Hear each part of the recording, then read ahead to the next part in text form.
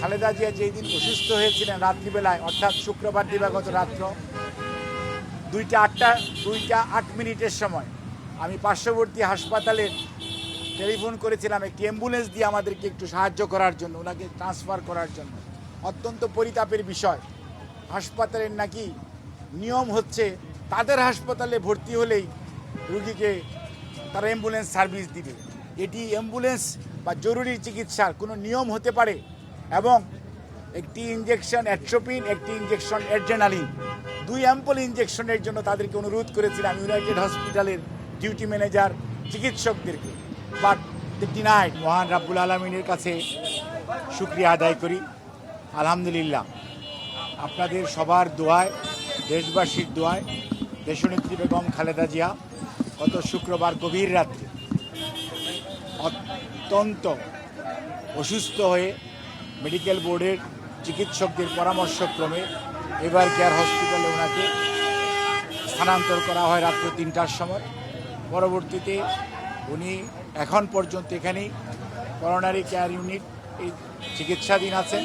Professor doctor Shahabuddin Talukdar, professor doctor Atahar Ali Khan, professor doctor Shams Monowar, professor doctor Reza, সেই সাথে professor doctor Zafar Iqbal, professor doctor Fakhruddin Mohammad Siddiqui, professor doctor Nuruddin Ahmed সহ professor doctor Shamsul Arifin এবং দেশের বাইরে থেকে প্রফেসর ডক্টর রফিক আহমেদ এবং প্রফেসর ডক্টর হাইবুর রহমান লুলু, ডক্টর জুবাইদা রহমান, আমাদের ভারপ্রাপ্ত চেয়ারম্যান মহোদয় সহধর্মিনী সহ আমাদের বেশ কয়েকজন দেশি বিদেশি চিকিৎসকের তত্ত্বাবধানে উনি গত শুক্রবার রাত্রি থেকে চিকিৎসাধীন থাকা অবস্থায় চিকিৎসকদের পরামর্শক্রমে জন হপকিন্সের যে মেডিকেল টিম ছিল সেই টিমের 3 জন ডাক্তার, ডক্টর হ্যামিল্টন, ডাক্তার ক্রিস্টস জর্জিয়াডিস এবং ডাক্তার হামিদ রব, তাদের সবার সর্বসম্মত সিদ্ধান্তক্রমে ওনার হৃদযন্ত্রের কার্যক্রম এমন একটি পর্যায়ে পৌঁছে গিয়েছিল যে ওনার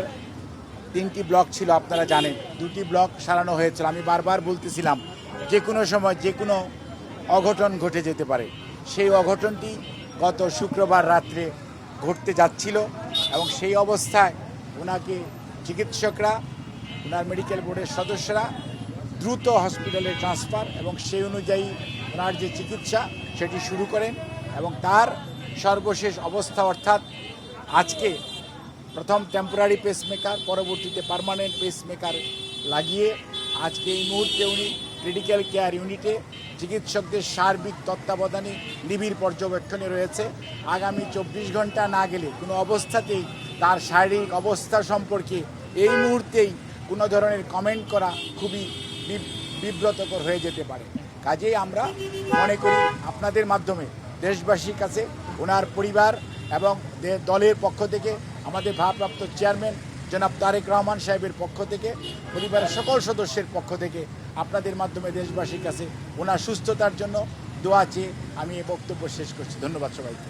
তবে এখানে একটি কথা আপনাদের মাধ্যমে জানাতে চাই এবং জানার আগ্রহ রয়েছে একজন চিকিৎসক হিসাবে, একজন মানুষ হিসাবে। সেটি হচ্ছে এই খালেদা জিয়া যেই দিন অসুস্থ হয়েছিলেন রাত্রিবেলায়, অর্থাৎ শুক্রবার দিবাগত রাত্র 2:08 সময় আমি পার্শ্ববর্তী হাসপাতালে টেলিফোন করেছিলাম একটি অ্যাম্বুলেন্স দিয়ে আমাদেরকে একটু সাহায্য করার জন্য, ওনাকে ট্রান্সফার করার জন্য। অত্যন্ত পরিতাপের বিষয়, হাসপাতালের নাকি নিয়ম হচ্ছে তাদের হাসপাতালে ভর্তি হলেই রুগীকে তারা অ্যাম্বুলেন্স সার্ভিস দিবে। এটি অ্যাম্বুলেন্স বা জরুরি চিকিৎসার কোনো নিয়ম হতে পারে?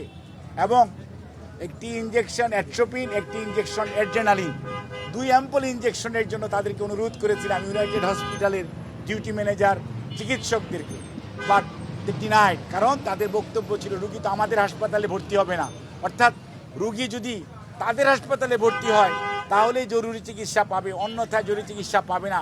এটি জাতির জন্য দুর্ভাগ্যজনক এবং এই ধরনের জরুরি ব্যবস্থা এবং অ্যাম্বুলেন্স সার্ভিস আদৌ আছে কিনা আমার মনে হয় যে সত্যিকার অর্থে দেশে তো একটা নিয়মতান্ত্রিক শাসন ব্যবস্থা নাই, সেই জন্য কোনো নিয়ম নীতির তোয়াক্কা আজকে কোথাও নাই।